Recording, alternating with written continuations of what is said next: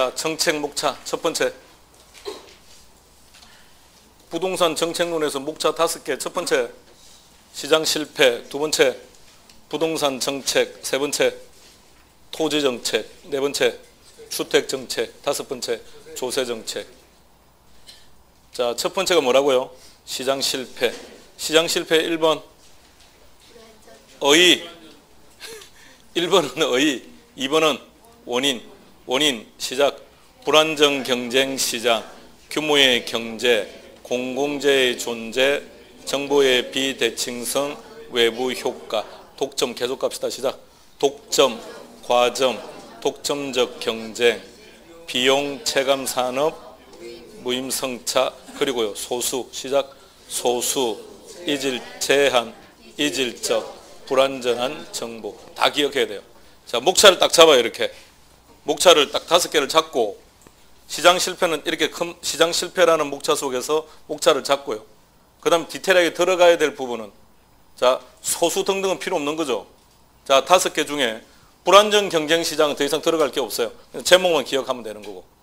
두 번째, 규모의 경제. 얘도 필요 없고요. 세 번째, 공공재. 얘는 4가지 알아야 된다 했습니다. 첫 번째는 공공재의 종류, 공원 등등이 있더라. 두 번째 특성은요, 비땡땡이더라. 비배제, 비경합 몰라도 괜찮아요. 비땡땡이라 이거면 기억하면 돼요. 자, 근데 그게 더 중요한 건 그게 중요한 게 아니라 시험 문제가 나오면 이렇게 나옵니다. 비배제성과 비경합성은 정보의 비대칭성으로 인해서 발생한다.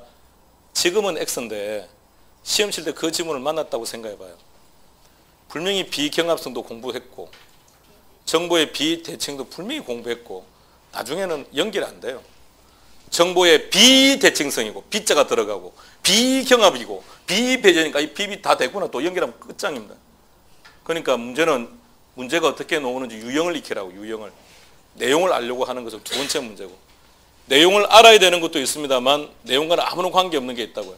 사회적 비용이 무슨 뜻이라고요? 그딴 거 시험에 안 나와요. 외부 효과는 무슨 뜻입니까? 그건 알아야 돼요.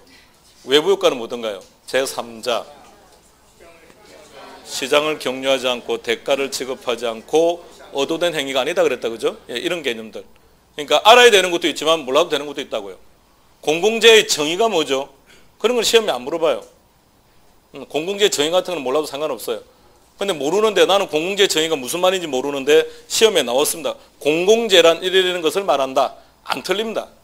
보면 공공재 뭘까요? 정부가 국민의 세금으로 생산한 재화, 이거예요. 근데 그것을 지문에 내기는 좀 유치하지 않나요? 설령 나온다 하더라도 우리가 익숙하지 않아서 한 조금 더 시간은 1, 2초 걸릴지는 모르겠으나 안 틀린다고요. 그럼 그런 건 신경 쓸 필요 없다는 거죠. 어디에 문제가 나오는지. 그래서 자, 원인 5개 중에, 물론 원인들 많습니다. 많은데 이제 우리 구체적으로 들어가야 되는 내용들 중에 5개 중에서는 첫 번째 뭐 한다고요? 공공재. 그 다음에 정보의 비대칭성에서 뭘 해야 됩니까? 역선택과 도덕적 해이 말고는 없어요. 역선택이 무슨 뜻이라고요? 필요 없다 그랬습니다. 그냥 역선택과 도덕적 해이가 보이면 뭐라고요? 필요 없다가 아니고 공공재 이렇게 아니라 정보의 이렇게 연결만 가능하면 돼요. 그 다음이 5번째가 뭐던가요? 외부 효과. 그러니까 다른 것들에 비해서 하는 내용이 많지 않습니까? 그러니까 출제 빈도가 높다는 얘기죠. 자, 외부 효과. 첫 번째 해야 될 것은 외부 효과의 의. 방금 키워드 4개 알아야 되고요. 그 다음에 내용 쭉 연결해봐요. 제일 앞에 소비, 생산 요거 나와야 되고. 자, 우리 순서대로 하면 생산, 소비. 생산이니까 뭐가 나옵니까? 우리는 정의라고 했으니까. 생산. 사회적 비용은 작고 사회적 편익은 크다. 그 다음 단계. 그렇죠? 시장에 맡긴다. 정부가 개입한다. 이걸 우선 보셔야 됩니다. 시장에 맡긴다. 과, 소, 생산. 정부가 개입한다.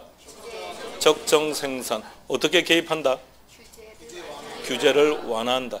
그 규제 완화를 기억하셔야지 구체적인 것을 기억하면 너무 암기할 게 많으니까요. 내가 암기하지 않은 게 너무 그것도 골치 아픈 거 아닌가요? 그러니까 규제 완화. 그래서 읽어서 이게 규제 완화인지 강화인지만 우리가 구분만 할 줄 알면 되는 거니까. 그렇게 말을 쭉 이어가야 됩니다. 정의 외부 효과의 결과 수요는 증가, 공급은 불변, 가격은 상승, 거래량은 증가. 쉽죠? 그러니까 안 나온다는 얘기입니다. 지금 한 번도 알지 않습니까? 그러니까 안 나온다고요. 부의 외부 효과를 규제하면 생산비가 증가해서 수요는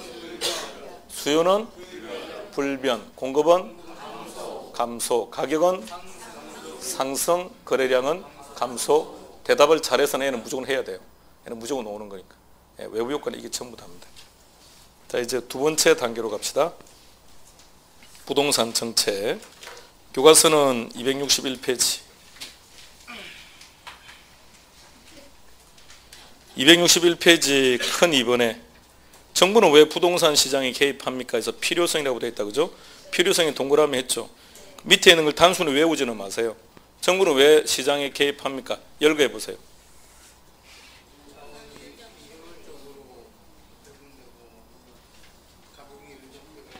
뭐 이래요 표정이. 정부는 왜 개입합니까?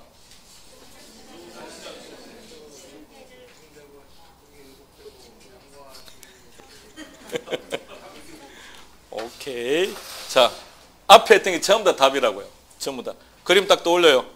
제일 앞에 제목 뭐라고 썼던가요? 시장 기능. 실현되지 못하면 시장 실패 그랬죠. 자, 그럼 정부는 왜 시장에 개입합니까? 시장 기능이 실현되지 못하기 때문에 또는 가격이 왜곡되기 때문에 등등등. 정부는 왜 시장에 개입합니까? 소수 등등등. 왜 개입합니까? 불안정 경쟁 등등등. 왜 개입합니까? 투기. 왜 개입합니까? 난개발 등등. 무수히 많은 게 들어갈 수 있습니다. 정부가 개입하는 이유입니다. 교과서는 302페이지 갈게요.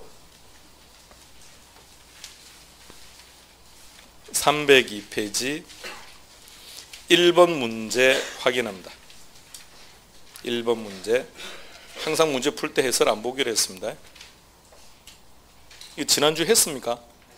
안 했죠. 네.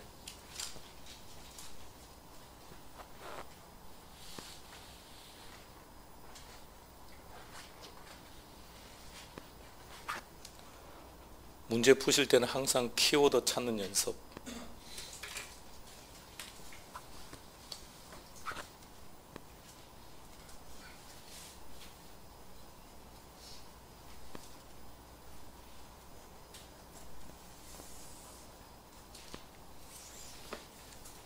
동그라미 1번 키는요.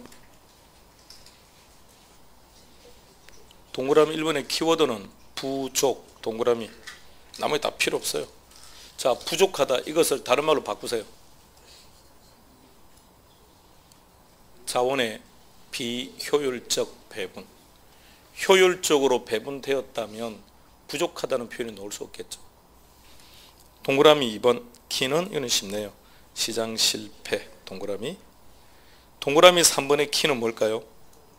네, 사회적 비용. 그럼 사회적 비용이 초래되었다고 되어 있네요. 이거 정의 효과입니까? 부의 효과입니까? 응? 무조건 부의 외부 효과.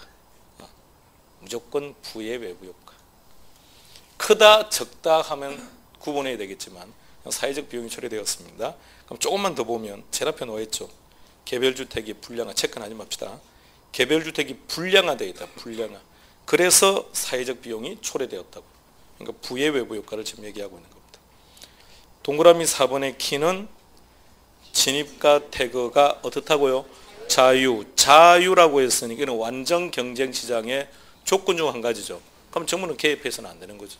그럼 답은 4번. 5번에서 키는요? 편차. 편차가 무슨 뜻이라고 했습니까? 동그라미 1번이나 5번이랑 똑같네요. 자원의 비효율적 배분이라는 얘기입니다. 넘기겠습니다. 5번 문제 확인하세요. 문제 풀 때는 조금 더 진지하게 갑시다. 실제 시험 치는 것처럼. 그리고 키워드 찾는 연습하시고요.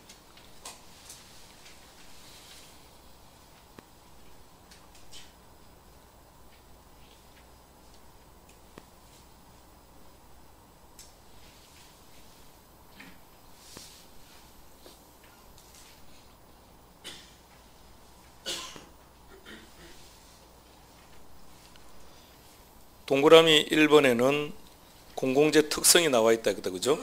그러니까 비배제성과 비경합성의 용어라든지 정의에 포커스를 두지 말고 이게 나왔을 때 이거는 뭐다? 공공재와 연결시키는 것, 이게 우선이라고. 동그라미 2번 갑시다. 2번에서 키는요. 그렇죠. 일단 시장에 맡기면 이게 키예요. 자, 시장에 맡기면 체크하고 동그라미 1. 시장에 맡기면 그 다음 뭐가 나와야 됩니까? 과소죠. 그죠? 충분히 생산된다고 했으니까 X. 충분히 생산은 동그라미 2번하고 충분히 생산되지 않는다 그래야죠. 다시 말하면 과소생산. 동그라미 3번은 공공재를 정의한 거네요. 정부가 국민들의 세금을 가지고 생산을 한 재화입니다. 이렇게 말을 한 거고.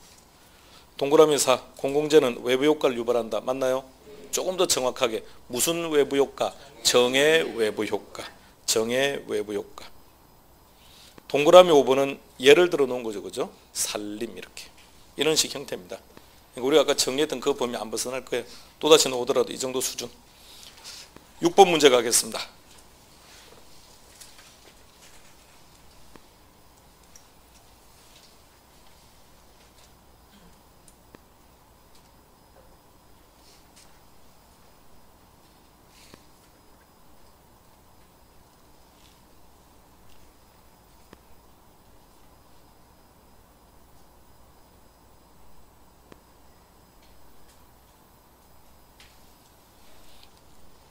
동그라미 1번 외부 효과에는 정도 있고 부도 있다 이 말이다. 그죠? 외부 경제 다른 말로 바꾸면 정의 외부 효과, 외부 불경제 부의 외부 효과, 외부 불경제 또는 외부 비경제 이렇게 나오는 겁니다. 동그라미 2번 생산 과정에도 있고 소비 과정에서도 발생한다. 생산측, 소비측 아시겠죠? 생산측 하면 뭐가 나와야 됩니까? 비용. 소비측 그러면 편익. 동그라미 3번 두 개를 찾아야 되겠네요. 이게 뭐 조건이 뭐 많네요. 첫 번째 생산 과정이라 그랬죠. 생산 과정이라고 했으니까 반드시 뭐가 나와야 됩니까? 비용이 나와야 돼요. 근데 지문은 일단 비용이든 편익이든 이런 말은 제시 안 한 거죠. 그죠? 예. 그 다음에 외부 불경제라 그랬고 시장에 맡겼다고 했습니다. 외부 불경제는 부의 외부 효과입니까? 우리가 한 거는 정의 외부 효과입니다. 우리는 둘 다 기억하지 맙시다. 우리는 오로지 정의 외부 효과만 기억하시고 부의 외부 효과가 출제되면 내가 알고 있는 것에 반대로만 접근하는 겁니다. 우리는 정의 외부 효과를 기억하고 있습니다. 정의 외부 효과 시장에 맡기면 과소. 그러면 반대죠. 과대가 되겠죠. 과대.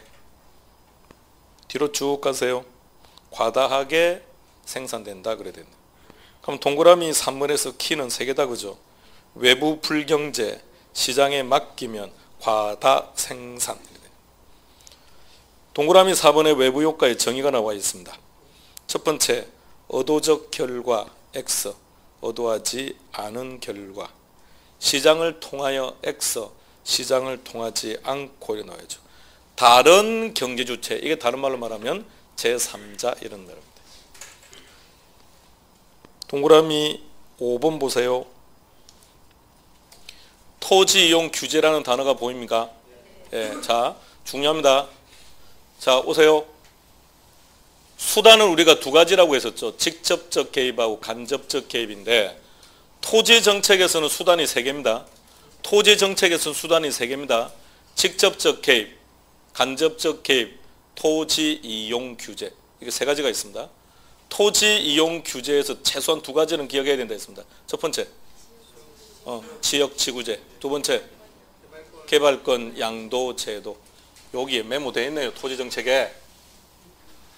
토지정책 칼로 1번 제목 토지 이용 규제 동그라미 1, 예, 용도 지역지구제 동그라미 2, 개발권 양도 제도.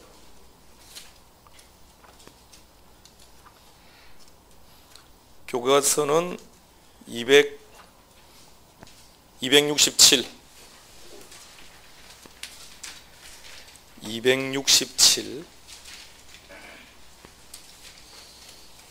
제일 아래 큰 2번 제목 뭐라고 되어 있습니까? 거기 별 표시 하나 되어 있습니까?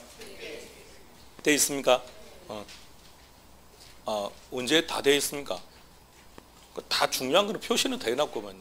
넘겨요. 1번 제목은 용도 지역 지구제. 한 장 더 넘깁니다. 두 번째는 개발권 양도 제도 TDR. 예. 최소한 그 두 가지는 기억하자고요. 그게 토지 이용 규제라는 말입니다. 토지 이용 규제. 하나 더 볼게요. 266페이지 가볼까요? 266페이지. 큰 3번 제목 뭐라고 되어 있습니까? 제목만요. 제목만. 예. 그러니까 지난주 우리가 정책할 때 제가 직접 간접 두 가지만 나눴던 것은 주택 정책에서는 토지 이용 규제가 없으니까. 그래서 직접 간접이고, 그리고 지금 토지니까 여기서 하나 더 있다고요. 토지 이용 규제가 하나 더 있다고요. 268로 갑니다. 268 제목 뭐라고 되어 있습니까? 제목 뒤에다가 칼로 열고 공법 이렇게 하나 적어놔요. 공법. 칼로 닫고. 최근에 나오는 지역지구제는 여러분들이 공법 시간에 공부하시는 내용들이 대다수 지문으로 구성됩니다. 공법 공부할 때 그거 좀 많이, 지금 지역지구제 하고 있죠? 거의 다 끝나갈 시점인 것 같은데 그 내용 잘 하시기 바랍니다. 끝났습니까? 그러니까 공법을 공부하는 이유는 아시겠죠? 계륜역에서 한 문제 맞추기 위해서 하는 거라고요. 나머지는 할 필요 없어요. 공법 뭐 필요 없고. 자, 268페이지 하나 볼게요. 갈로 2번에 목적 보세요. 목적. 토지 이용에 수반되는 시작.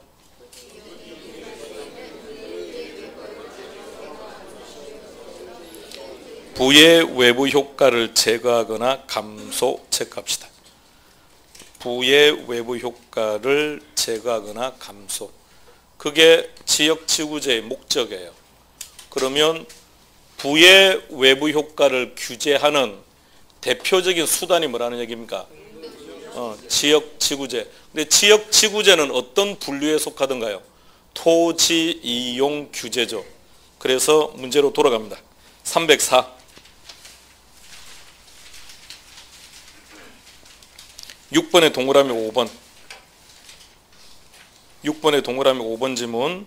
외부 불경제는, 부의 외부 효과는 토지 이용 규제의 지역지구제의 명분이 된다 이 말입니다. 그러니까 정부가 왜 토지 이용을 규제하는 겁니까? 정부가 왜 지역지구제를 실시하는 겁니까? 부의 외부 효과를 규제하거나 제거하거나 하기 위해서 이 말입니다. 지역지구제 문제는 여러 가지가 있을 겁니다. 몇 문제가 수록되어 있을 겁니다. 복습할 때 계속해서 확인할 수 있도록 하시고요. 자, 정책 계속합니다. 261.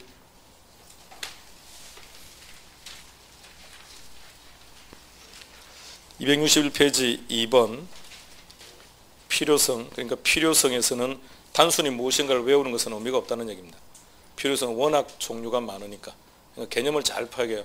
왜 정부는 시장에 개입합니까? 그러면 앞선 모든 내용들이 전부 다 개입하는 이유였습니다. 다음 페이지 갑시다. 3번은 기능이다. 그죠? 이거는 별 내용 없습니다. 그래서 한 7월 달쯤 해도 상관없으니까 7월 달쯤에 합시다. 4번은 뭐라고 되어 있습니까? 거기다 별표시 한 개 되어 있습니까? 예. 부동산 정책의 수단. 수단 뒤에 뭐라고 메모된 거 없습니까? 원인하고 비교하라고 되어 있죠. 자, 그거 좀 구분하세요.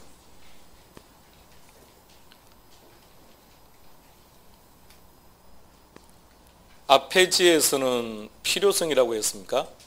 필요성, 원인, 이유, 근거 다 같은 말입니다. 다 같은 얘기고 수단하고 구분하고요. 자, 여기서는 수단 일단 두 가지로 구분합시다. 직접과 간접. 직접은 정의총 기억하자 그랬습니다. 직접적 개입이란 무슨 뜻이다? 정부가 수요자나 공급자 역할을 하는 것 기억해야 돼요. 간접적 개입의 구체적인 정책은 조세, 금융, 보조금, 부담금, 암기.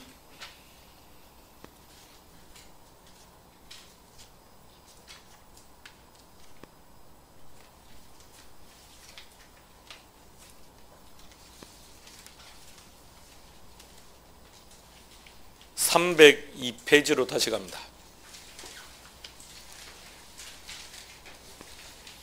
302페이지 2번 문제. 자, 잠깐만요. 제가 몇 페이지로 넘어가세요 할 때 페이지 적을 필요 없어요. 왜냐하면 앞에 본문 내용과 뒤에 기출문제의 수록 순서를 똑같이 잡아놨어요. 똑같이. 그러니까 앞에 본문의 차례하고 뒤에 기출문제 수록된 순서를 똑같이 잡았기 때문에 자, 302 2번 문제. 2번 문제 시작합니다. 이거 지난주 했습니까? 또 하세요. 또 확인해 보세요.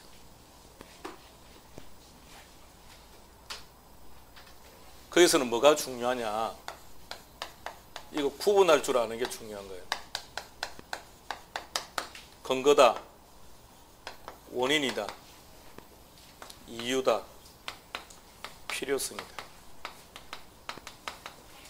구분하는 거예요.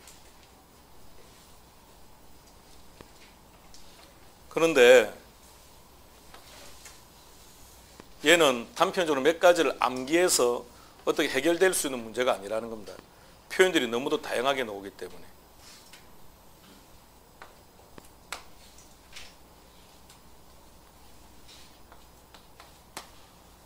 자원의 비효율적 배분. 원인입니까? 수단입니까? 원인. 문제는 자원의 비효율적 배분이라는 이 표현이 실제 시험에서는 수만 가지로 표현돼서 나온다고요. 방금 2번에 나와 있던 거예요. 동그라미 5번을 제외한 나머지 4가지는 전부 다 뭐라고요? 자원의 비효율적 배분이라는 뜻입니다. 그래서 투기, 저소득층의 주거 문제, 난개발, 이것이 모두 다 자원의 비효율적 배분이라는 것을 외우는 것은 너무너무 무의미한 학습을 하는 거예요. 또다시 시험 문제는 어떻게 나온다는 겁니까? 끝없이 다른 형태로 놓을 수 있다는 뜻이니까. 중요한 거는 놓으면 빨리 얘를 올려야 된다는 얘기입니다. 비교해라는 개념이라는 걸 빨리 파악해야 돼요. 그래서 수단을 찾아야지 얘를 찾으면 답 찾기가 힘들어서 안 돼요. 그러니까 뭐가 중요하냐? 이 두 가지를 비교하는 문제를 출제한다는 것을 기억하고 있는 게 중요하다는 얘기입니다. 구분하세요. 부동산 정책은 끝. 토지 정책 가봅시다. 267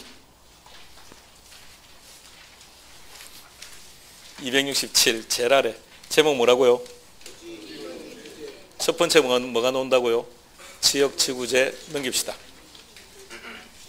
넘겨요. 지역지구제. 지금 안 하겠습니다. 여러분들 공법에서 지역지구제를 조금 더 배우세요. 더 배우고 난 다음에 익숙해지면 그때 우리 이야기 좀 합시다. 그때 이야기 좀 합시다. 지금 뭐 할 게 없어요. 크게 실익이 없어서. 최근 출제 형태와는 실익이 없다고요. 10년 전으로 거슬러 올라가면 개론 시간에 다루는 것으로 모든 시험 지문이 나오는데 이제는 이것만 나오는 게 아니라 공법적인 지식을 알고 있어야 돼요. 여러분들 거기서 배워서 공포에서 배워서 오셔야 저하고 이야기가 가능해요. 익숙하게 해서 오세요. 자, 한 장 뒤로 넘기세요. 2번 제목이 뭔가요? 그쪽은 3월 달에 합시다. 더 이상 할 거 없어요. 토지정책은 끝. 주택정책 갈 겁니다. 281페이지. 281페이지 제일 아래 큰 2번. 제목 뭐라고요? 거기에 별표시 100개 돼 있죠? 예. 늘 시험 문제라고 보시면 됩니다. 자, 바로 들어갑시다. 1번 제목은 뭐라고요? 임대료 규제 또는 임대료 한도제 또는 최고가격제의 확인하시고 다음 페이지 효과까지 한번 봐두세요.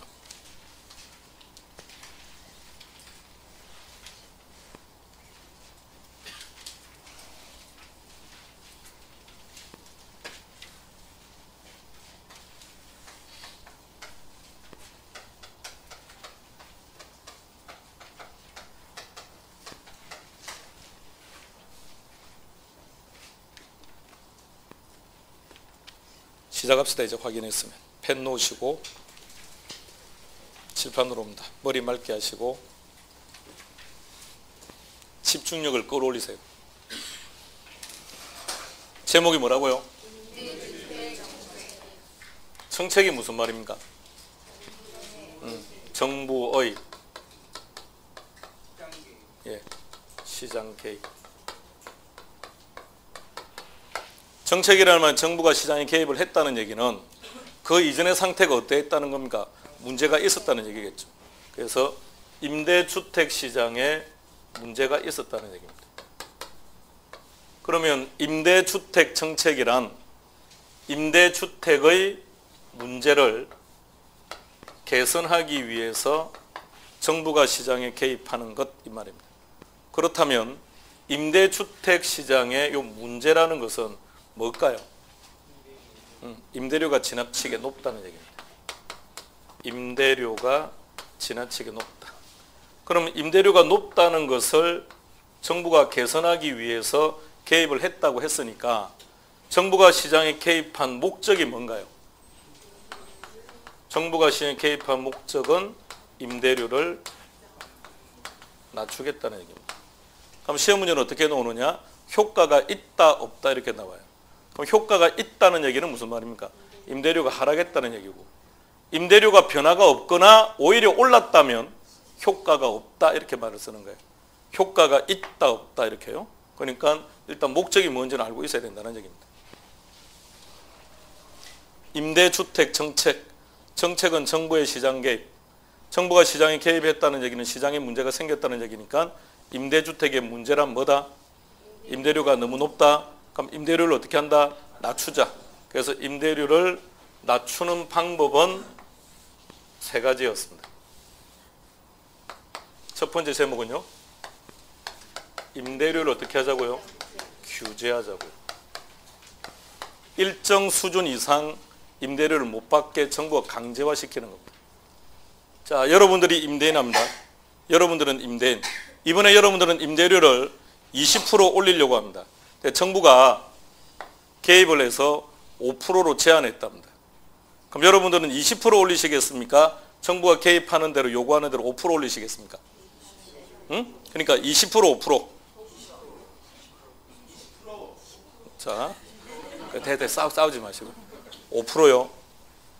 정부는 지 맘대로 하는데 우리 세금가지고 제 손실이 다 처먹고 막 이러는데 우리는 꼭 이렇게 정부가 요구하는 대로 해야 됩니까?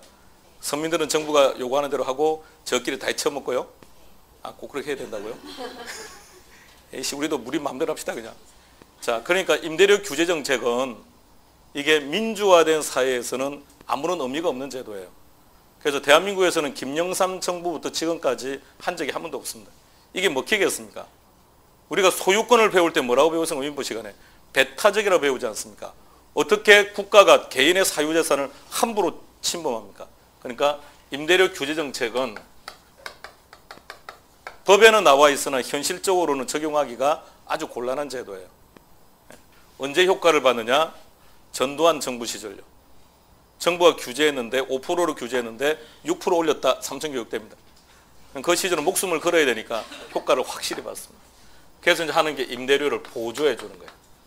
임대료를 정부가 일정 부분까지 보조금을 주는 거예요. 임대료 보조 정책. 현재 우리나라는 하고 있다 안 하고 있다? 지난주에 하고 있다고 안 했습니까? 우리나라 좋은 나라예요. 우리나라 참 좋은 나라예요. 몇몇 사람들이 문제지. 자, 우리나라 하고 있는 게 주택 바우처라고 합니다. 용어 기억해야 됩니다. 이번 예산에 2016년도보다 많이 업됐습니다. 점점 확대됩니다. 바우처 쿠폰. 그러니까 정부가 모든 임차인에게 주는 게 아니라 저소득층 임차인에게 쿠폰을 주는 거예요. 쿠폰을 받은 임차인은 어떻게 하는 거죠? 이 쿠폰을 임대인에게 지급하고 차액은 현금으로 주고요. 그럼 집주인은 이 쿠폰 가지고 은행 가는 거예요. 현금으로 막 바꾸는 거죠. 가장 큰 문제점. 바우처를 받는 분들은 소득 수준이 많이 낮습니다. 그렇다면 정부가 준 이유는 주거 환경을 개선시키고자 하는 거예요. 조금이라도 질적으로 좋은 주택을 이용하십시오라는 게 정부의 목적인데 바우처를 받은 분 입장에서는 3끼를 먹는 게 우선이다 보니까 10만 원짜리 바우처를 줬더니 이 바우처를 들고 슈퍼 가서 주인한테 10만 원 주고 제 5만 원어치만 가져갈게요 이렇게 한다는 거죠. 그게 제일 이 제도의 큰 문제점. 아주 바람직한 제도입니다. 좋은 정책입니다. 세 번째가 공공임대주택 정책입니다. 공공임대 브랜드가 뭐라고 했습니까? LH. LH 하기 전에는 브랜드가 뭐였습니까? 추공은 예전에 얘기고요. 추공 얘기하는 거 보면 나이가 많다는 뜻인데 대한민국에 추공은 없습니다. 추공하고 토공이 합쳐져서 지금은 LH라고요. 한국토지주택공사 이렇게 된 겁니다. LH 본사는 어디가 있습니까? 고향이 전주입니까? 전주가 아니고 진주로 가 있습니다. 진주. LH만 탁 한 게 아니라 관련 업체들이 다 같이 가서 진주가 이것 때문에 거의 이해가 들어간 지역은 그냥 신도시입니다. 계속해서 개발되고 땅값은 무진장 오르고요. 자, LH 이전의 브랜드 휴먼시아. 휴먼시아 이전의 브랜드 또란체. 반응도 없고 뭐 이래요. 처음 듣는 겁니까 전부 다? 아, 세상사에 다 관심이 없습니까? 근데 아파트로 통칭하는 줄 알았습니까? 자, 거전이 주공이고 이랬습니다. 자, 이제 해봅시다. 이제 얘네들. 그러니까 얘네들의 목적이 뭔지를 먼저 생각하세요.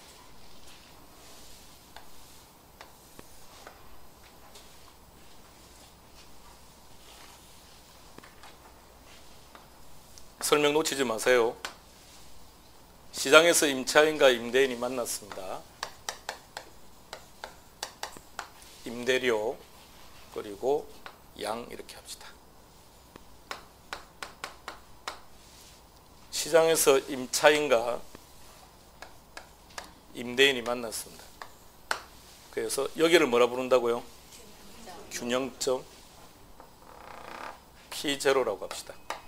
P0일 때 거래되는 양을 Q0. 자, P0 얼마였습니까? P0. 근데 결론이 얼마냐 가격이요? 300. 양은 900단위 아니던가요? 400단위였습니까? 아니, 매번 문제를 풀 때마다 바꾸지 말고 하나 애초에 했던 걸 기억해요. 수요량은 수요량 1200 마이너스 지금 생 까고 있지 말아요. 뭐 생 깐다고 뭐 달라질 게 있습니까? 뭐 표정이래요. 뭐 생뚱맞는 표정을 짓고 있습니까? 수요량 1200 마이너스 P 공급량 3P. 자, 따라서 불러요. 식 1200 마이너스 P는 3P. 식 정리하면 4P는 1200 P는 300. 그게 300이라고요. 그럼 양은 어떻게 구했습니까? 300을 각각에 대입했었죠. 대입하면 1200 마이너스 P인데 P 자리에 300을 대입했더니 900, 300, 900. 외워요. 다시 한 번 더. 300, 900을 외우는 게 아니고 1200 마이너스 P 공급량은 3P. 그거씩 다시 외워요. 계산 문제가 어렵다는 것은 도저히 동의할 수 없습니다. 자, 보세요. 칠판. 수요의 가격 탄력성 2. 수요량 10% 증가. 그렇다면 이 아파트의 가격은 몇 프로 증가인지 감소인지 결정하세요.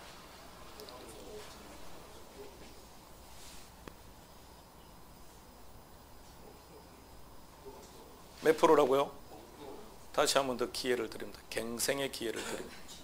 한 번 더 5% 그러면 확 아니라 몇 프로요? 다른 분이 말해봐요. 5% 맞아요. 자, 그림을 만들어요. 탄력성 그림. 항상 그림부터 그리라니까. 2. 수요량은 증가. 그럼 그림 그렸네요. 내려오면 되겠네요. 내려올 때는 어떻게 한다고요?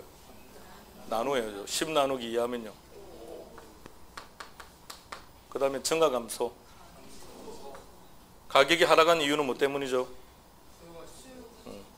가격과 수요량은 반비례. 한 번 더 합시다.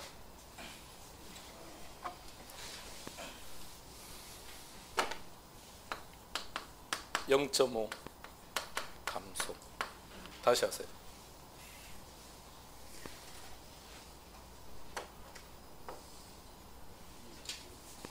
가격은 몇 프로? 20%. 상승 하락. 야구는 무조건 반대로 나와야죠. 자, 그림 그리면 0.5. 수요량은 10% 감소. 그럼 내려올 때는 나눠야 되니까 10 나누기 0.5 하면, 나는 10 나누기 0.5를 할 줄 몰라요. 못해도 괜찮아요.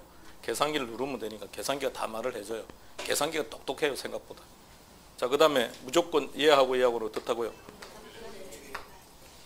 기억하세요.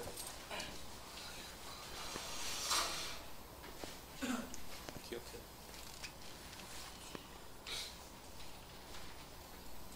빨리 기억해요. 어떻게 하는지. 일단 저걸 알고 있어야 그 다음 단계 문제로 들어가죠.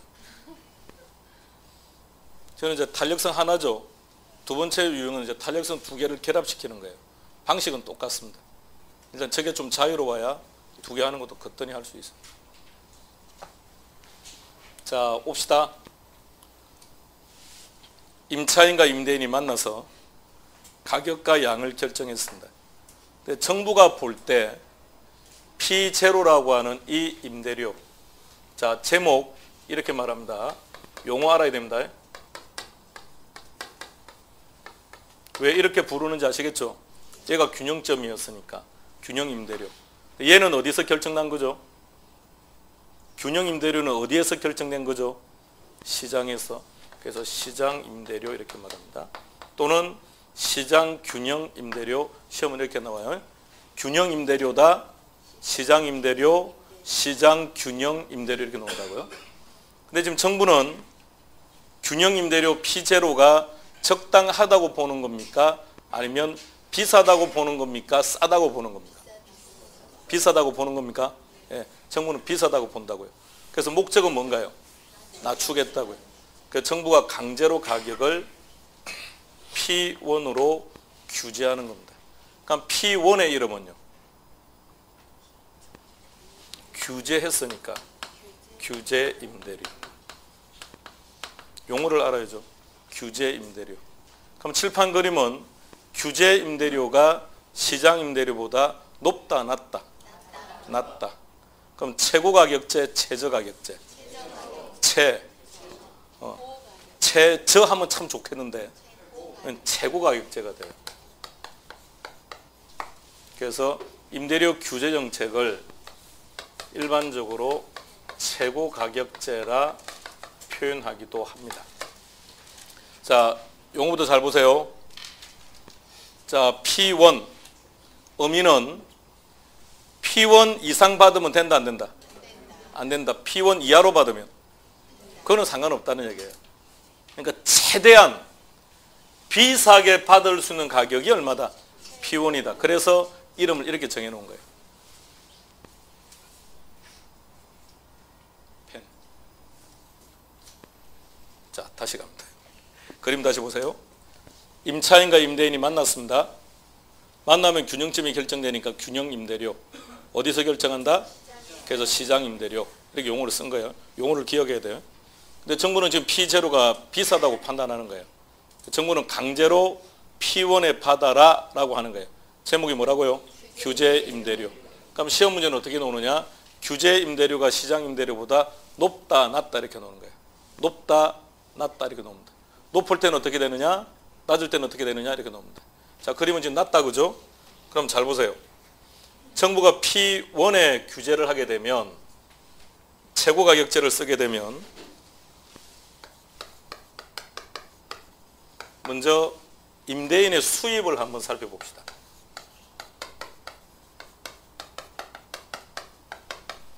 종전의 임대인의 수입은 균형점 2라고 잡는다면 종전의 임대인들의 수입은 O, P0, E, Q0입니다. 맞나요? 맞나요? 이게 임대인의 수입. 정부가 P1으로 규제를 했기 때문에 임대인의 수입은, 그럼 이 부분만큼 수입이 어떻게 됩니까? 감소. 임대인들의 수입이 감소합니다. 수입이 감소하면, 임대인들의 수입이 감소했으니까 수입이 감소하면 추가 투자, 리모델링, 추가 투자 한다 안 한다? 추가 투자를 안 한다. 회피할 것이다. 그럼 추가 투자를 회피하게 되면 주택의 질적인 수준은 어떻게 된다? 주택의 질적인 수준은 저하된다. 임대사업 계속한다? 임대사업 그만둔다? 그만둔다. 업종 변경을 한다. 그러면 업종을 변경한다는 얘기는 그림을 보시면 임대사업을 그만두겠다고요. 자, 정부가 개입하기 전에 시장의 공급량이 임대주택이 얼마나 있습니까? 5Q0만큼. 맞습니까? 이만큼 공급량이 존재하는 거죠. 근데 임대사업을 그만둬버리겠답니다. Q0에서 Q1만큼 주택수가 줄어버렸습니다. 이렇게 되면 임대주택의 공급량이 어떻게 된다고요? 감소합니다. 공급량이 감소하니까 임대료가 어떻게 됩니까? 상승하는데 그림을 잘 봐요. 얼마까지 상승하는지. P2까지. 정부가 개입하기 전보다 오히려 더 많이 상승해버립니다. 정부는 지금 얼마를 받으라고 합니까? P1에 받으랍니다. 암암리에 얼마에 거래되고 있습니까? P2까지 거래되고 있습니다. 빗금침 부분을 이렇게 표현합니다. 뭐라 부른다고요? 네, 암시장. 따라서 암시장이 형성됩니다. 암시장이 형성되면 임대인은 유리, 분리. 임대인. 더 많은 임대료를 받을 수 있죠. 그걸 뭐라고 하느냐?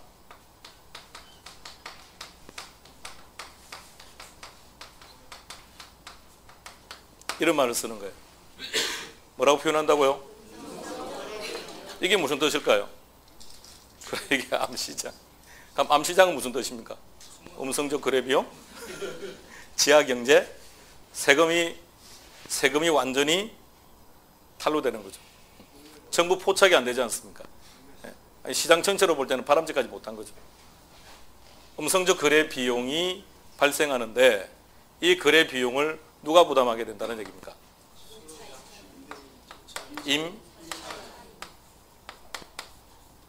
임차인이 부담해야 되는 비용이 증가한다는 얘기입니다.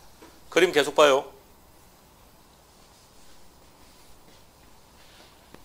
이렇게 이동했습니까? 공급량이 어떻게 됐습니까? 감소했습니까? 이 상태를 장기라고 해요. 그러면 이제 뭘 기억해야 되느냐? 단기와 장기를 구분할 줄 알아야 됩니다. 임대주택 정책이 시험에 넣은 무조건 시험 지문은 단기와 장기입니다. 단기와 장기를 구분을 잘해야 됩니다. 단기는 무슨 뜻? 짧은 시간. 장기는 무슨 뜻? 긴 시간. 오케이. 그렇다면 뭔가 기준이 있어야죠. 1시간이든 100시간이든 뭔가 기준이 있어야 그 시간보다 짧으면 단기고 그 시간 길면 장기니까. 몇 시간? 하루? 1년? 또요? 10년? 2년? 자, 그래서 단기와 장기는 시간적 개념이 아니다. 시간적 개념이 아니고 짧다, 길다 이렇게 말하면 안 돼요. 그런 의미가 아니기 때문에. 그래서 단기와 장기는 공급량을 가지고 구분합니다. 공급량. 정확한 개념은 다음에 시장 쪽에서 다루기로 하고 정책에서 필요한 것을 가지고 정리하겠습니다. 자, 단기란 이 공급이 불변인 상태입니다. 그럼 장기란 공급량이 증가할까요? 감소할까요? 증가할 수도 있고 감소할 수도 있습니다. 그러니까 공급량이 변하면 장기고 공급이 변하지 않으면 단기입니다. 빨리 기억해요. 그러면 그림상 Q0일 때는 뭐라고 부르는 겁니까? 단기. Q0가 Q1이 되면 장기가 된다는 얘기입니다. 자, 그럼 그림을 잘 봐요. 단기에는 임대료가 얼마입니까? 단기 임대료는 P0 뭐가 P0요? 다시 단기 임대료는 P0인데 정부가 지금 규제를 하지 않았습니까? P1으로. 그러면 임대료 지금 규제 정책이죠. 임대료 규제 정책은 단기에 효과가 있다 없다? 자, 괜찮아요. 뭐라고 하든. 자, 다시 정신줄 바로 잡고. 자, 다시 갑니다. 자, 단기와 장기를 구분하는 기준, 공급량의 변화. 공급이 증가를 하든 감소를 하든 공급이 움직이면, 공급의 변화가 생기면 장기, 공급이 불변이면 단기. 그럼 그림상 Q0 상태일 때는 단기, 장기, 단기. Q1이 되면 장기. 애초에 가격은 P0였죠. 정부는 얘가 적당하지 않다고 지금 보는 거 아닙니까? 그래서 강제로 얼마로 규제했습니까? P1으로 규제했죠. 그러면 단기에는 임대료가 얼마? P1. 효과 있다 없다? 있다. 단기 효과는 있다는 얘기예요. 장기가 되면 임대료가 어떻게 됩니까? 오히려 상승해버리죠. 효과가 있다 없다? 없다. 그러면 임대료 규제 정책은 효과가 단기에 있다, 장기에 있다? 뭐 괜찮아요. 마음대로 말해요. 마음대로 뭐 생각나는 대로 해요. 마음대로 말하는 것은 일단 지금은 용서하는 걸로 합니다. 자, 이제부터는 엉뚱한 대답을 하면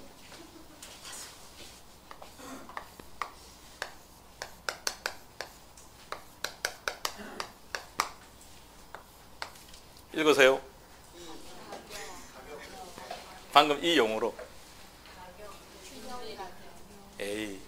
방금 P0는 균형 임대료, 얘는 규제 임대료 이렇게 말했죠. 그죠? 그냥 일단 P 그러면 그냥 임대료. 물론 가격이라고 해도 상관은 없어요. 개론에서 뭐 가격과 임대료는 거의 뭐 동의로 쓰고 있는 건데, 그러면 다시요. 가격, 유량, 저량. 유량, 임대료. 임대료 유량, 가격도 유량. 가격은 저량, 임대료는 유량. 자, 바로 넣어야 된다고 했는데, 자, 그냥 임대료라는 용어를 씁시다. 임대료. 얘는 공급량입니다. 양.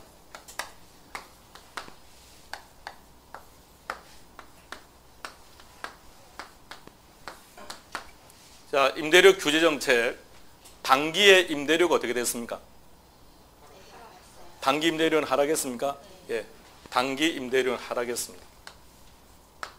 하락했습니다. 장기 임대료는 어떻게 됩니까? 예. 오히려 상승했습니다. 왜 상승했습니까?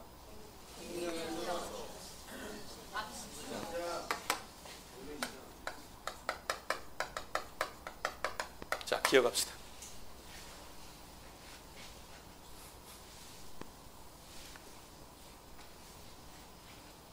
지금 논리적으로 설명할 때 잘 기억해요. 그대로 갖다 대입해 놓은 거예요.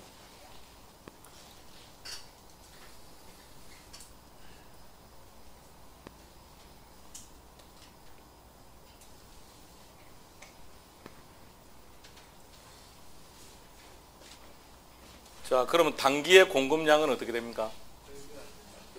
불변. 장기 공급량은 어떻게 됩니까? 응? 감소입니까? 확실하게 하세요. 감소.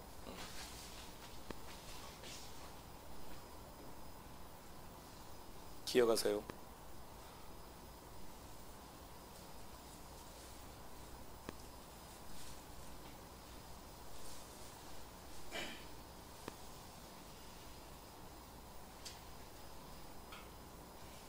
그 다음 그림으로 오세요.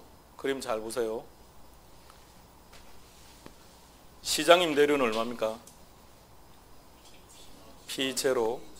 정부는 얼마가 적당하다고 봅니까? P1. 자, 이제부터는 규제 임대료라는 말이 없어요. 규제 임대료라는 얘기는 규제 정책에서만 쓰는 거예요. 이해하시겠습니까? 이제부터는 그런 단어가 나오면 안 돼요. 자, 다시 갑니다. 시장 임대료는 얼마라고요? P0. 정부는 얼마가 적당하다고 봅니까? P1.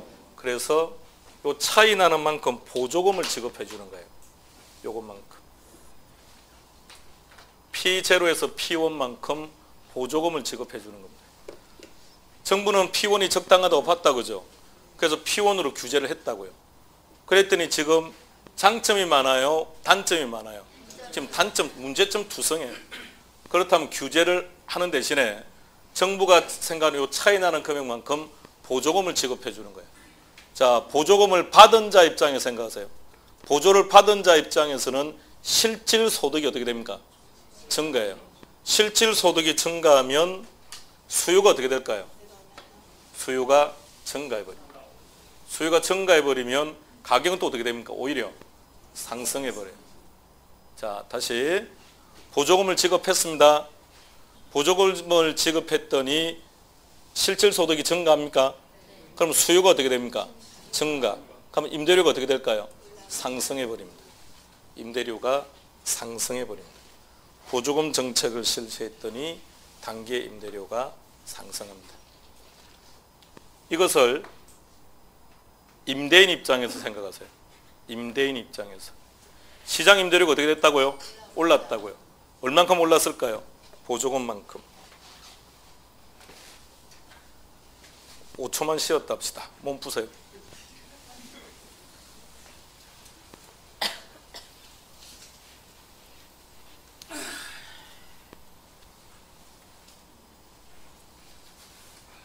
집중하다가 다른 생각하다가 되돌아왔다가 다른 생각하면 끝장이 나버립니다.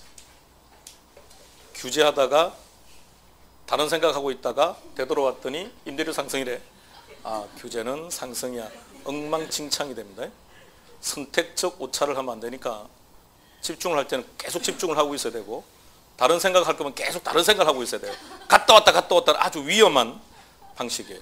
엉망진창이 되니까. 자, 다시 칠판 그림 다시 봅니다. 정부가 생각하는 요 차이 나는 금액만큼 이번에는 보조금을 지급해 주는 거예요. 그럼 보조를 받은 자, 보조금을 지급했다는 의미를 한번 생각해 봅시다. 이게 어떤 의미인지. 지금 시장 임대료는 P0입니까? 예, P0. 여기에 살고 계신 분들은 P0를 부담하면서 이 임대주택을 이용을 하는 거예요. 그런데 끝에 계신 분들은, 자, 기분 나쁘게 생각하지 말고요. 끝에 계신 분들은 소득 수준이 낮아서 P0를 부담을 못해요. 그럼 여러분들은 어디에 살고 있는 겁니까? 서울역. 자, 정부는 누구한테 보조금을 지급하는 겁니까? 저분들에게만 보조금을 주는 거예요. 그러면 보조금을 지급하기 전에는 이 시장의 수요자가 아니었던 거죠. 근데 보조금을 지급했어요. 그럼 수요자가 어떻게 된 겁니까? 많아져 버렸다고요. 그래서 수요가 증가한다는 겁니다. 모든 임차인에 주는 게 아니고. 자, 수요가 증가하면 임대료는 어떻게 된다? 상승한다. 이론상 얼마만큼? 보조금을 지급한 것만큼. 보조금을 지급한 것만큼 임대료가 상승해 버립니다. 그럼 이 보조금은 궁극적으로 누구 호주머니로 다 들어가 있습니까? 임대인. 따라 단기는 누가 효과를 보느냐? 임대인이 효과를 본다는 얘기예요. 그러면 임대인 입장에서는 유리 분리. 유리. 그럼 공급량을 어떻게 할까요? 늘리겠네요. 공급량을 늘리면 공급량을 늘리면 가격은 다시 원래 수준대로 회복된다는 말을 써요. 원래 수준으로 되돌아오는 거예요. 원래 수준 P0로 되돌아온다. 자기 자리로 되돌아온다, 회복한다, 일정이다 이런 말을 씁니다. 공공임대주택입니다. 공공임대주택. 여기는 사적 시장.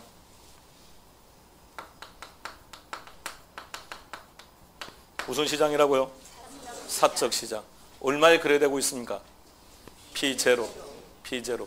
정부는 사적 시장의 P0가 비싸다고 생각하는 거예요. 정부는 얼마가 적당하다고 보는 겁니까? P1. 그럼 정부가 공공 임대주택을 공급하는 겁니다. 얼마에? P1에 공급을 하는 겁니다. 사적 시장의 수요 10, 공급 10, 가격은 임대료는 P0로 하겠습니다. 근데 정부가 P1이라고 하는 임대료 수준으로 주택을 공급합니다. 자, 이렇게 되면 사적시장과 공공시장, 임대주택의 질적인 수준은 어디가 좋다? 아까 브랜드가 뭐라고 했습니까? LH. LH가 아파트를 만들어서 일정 부분은 일반 분양하고 일부는 공공임대입니다. 그럼 공공임대 마감재는 대충 쓰고 이쪽은 질적으로 좋게 만듭니까? 이쪽은 한 5년 쓰면 건물이 내려앉고 막 그렇습니까? 자, 따라서 질적 수준은 어떻다? 질적 수준은 동일하다. 사적시장과 공공시장의 질적인 수준은 같다. 그런데 임대료는 어떻다? 싸다. 그러면 사적시장에 있던 수요자들이 공공시장으로 이사를 갑니다. 그럼 수요가 어떻게 됩니까? 감소하겠네요. 얼마로? 2 넘어가니 8 되겠죠. 그러면 가격은 어떻게 됩니까? 임대료는 P1까지 하락합니다. 그래서 공공임대주택 정책을 쓰게 되면 임대료가 어떻게 된다? 하락한다. 자, 그림 잘 봐요. 임대료가 하락합니다. 그러면 임대인 입장에서 보면 돈이 안 되겠네요. 그럼 공급량을 줄일 겁니다. 얼마만큼? 공공시장에서 증가한 것만큼. 그럼 다시 마이너스 2를 한다고요. 그럼 공급이 얼마가 되죠? 8. 수요는 얼마? 8. 공급도 8. 그럼 임대료는 어떻게 될까요? 다시 종전의 상태 P0로 되돌아갑니다. 가격은 다시 종전의 상태로 회복됩니다. 공급량은 어떻게 될까요? 여기서 방금 공급이 10에서 8이 됐다네요. 공급은 감소합니다. 끝났습니다. 자, 칠판 그림 보고 마무리해 볼까요? 단기와 장기를 구분하는 기준. 공급량. 단기 공급은 불변. 단기는 전부 다 불변. 불변. 장기 공급은 뭐에 따라서 변하느냐? 단기 임대료에 따라서. 여러분들이 임대인이라고 생각해요. 여러분들이 임대인이라면 단기에 임대료가 오르면 공급량은 어떻게 하겠습니까? 늘 것이고, 단기 임대료 내리면 공급량은 줄일 거예요. 그러니까 장기 공급량은 뭐에 따라서 움직인다? 단기 임대료에 따라서 움직이는 거예요. 그 다음에 가격은 뭐에 따라서 움직이느냐? 이 공급량에 의해서 결정되는 건데, 장기 가격을 봐요. 장기 가격. 장기 가격은 무조건 원래 수준으로 되돌아가요. 회복에. 어디에서나 다. 어디에서나 장기 가격은, 장기 임대료는 어떻게 된다? 무조건 원래 수준으로 되돌아간다. 회복입니다. 근데 단 하나 안 되는 게 딱 하나 있어요. 예. 임대료 규제 정책만. 얘는 안 됩니다. 왜? 암시장 때문에. 아까 그러면서 봤죠? 더 많이 올라가 버린다고요. 그럼 우리는 뭐만 기억하고 있으면 되느냐? 얘만 기억하면 돼요. 이 그림이 내 머릿속에 들어가야 돼요. 이 그림이. 자, 차례 돌아갑니다. 임대주택 정책입니다. 차례대로 시작. 임대료 규제, 임대료 보조, 공공임대주택. 머릿속에 딱 그래요. 단기, 장기 딱 구분하고. 자, 가격부터 갑니다. 시작. 가격. 다시 시작. 하락, 상승, 하락. 기억해요. 오늘 한 건 이것밖에 없어요. 하락, 상승, 하락. 한번 생각해요. 단기 공급은 다 불변이죠. 끝났고, 가격은 하락, 상승, 하락이죠. 그것에 따라서 공급량이 움직이는 거예요. 그럼 공급량으로 오세요. 가격이 하락하면 임대인 입장에서 보면 돈 안 되죠. 그럼 공급량 줄이겠죠. 가격 상승했죠. 그럼 임대인 입장에 돈이 되는 거네요. 그럼 공급량 늘리겠죠. 하락, 공급량 감소. 그럼 단기 임대료와 장기 공급량은 똑같이 움직여요. 그 다음 장기 임대료는 어떻게 된다고요? 무조건 회복. 무조건 회복. 자, 경제법칙 보세요. 수요 10, 공급 10, 가격은 P0.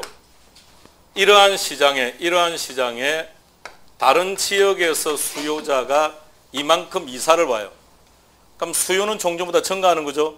수요는 12, 공급은 10. 그럼 가격은요? 상승해야죠. 가격은 상승. 그죠? 그리고 이렇게 되면 공급자 입장에 유리 분리. 유리. 그럼 공급량 어떻게 합니까? 늘리겠죠. 얼만큼? 수요가 증가한 것만큼. 그럼 임대료는 다시. 예. 그럼 이때 공급이 움직였죠. 공급이 증가든 감소든 공급이 움직이면 뭐라고 했습니까? 장기. 그럼 장기 임대료는, 장기 가격은, 장기 임대료는 무조건 어떻게 된다고요? 회복. 이는 경제법칙. 어디에서나 사실문제 전 범위에서 장기는 무조건 임대료가 원래 수준으로 회복. 그러면 회복이라는 말은 일치한다는 얘기입니까? 그럼 장기가 되면 그 누구도 초과이윤이 발생하지 않아요. 그럼 장기는 정부가 시장에 개입하지 않는다는 뜻이에요. 자, 칠판 다시. 다 회복. 단 얘만 어쩔 수 없이 암시장 때문에 상승.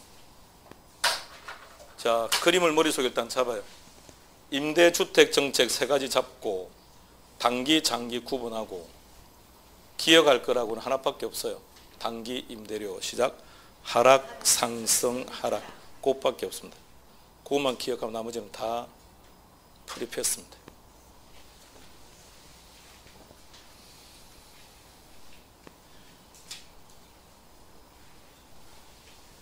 문제가 나오면 읽고 답 찾는데 시간이 많이 걸려요. 그래서 이것이 머릿속에 들어가 있어야 답 찾는 시간을 최소화시킬 수 있습니다. 그리고 지금부터 설명할 때 이 내용 계속 설명할 거예요. 하나씩 하나씩. 그러니까 일단 이걸 먼저 내 머릿속에 딱 입력하는 걸로 합시다. 그림을 머릿속에 딱 그리세요. 단기 임대료 하락, 상승, 하락. 단기 공급량은 무조건 불변이었습니다. 무조건 불변이고. 그러면 가격에 따라서 단기 임대료에 따라서 장기 공급량이 결정되는 거죠. 그럼 장기 공급량도 시작 감소, 증가, 감소. 그죠? 하락, 상승, 하락이에요. 장기 임대료는 무조건 회복. 무조건 회복. 단 임대료 규제 정책에서만 암시장 때문에 상승. 이것밖에 없어요. 아직 그리라는 말 안 했습니다. 아직은 그리지 마세요. 조금 이따 그릴 거예요. 요거 머릿속에 먼저 입력하시고 그 다음에 이 그림은 볼 줄은 알아야 돼요.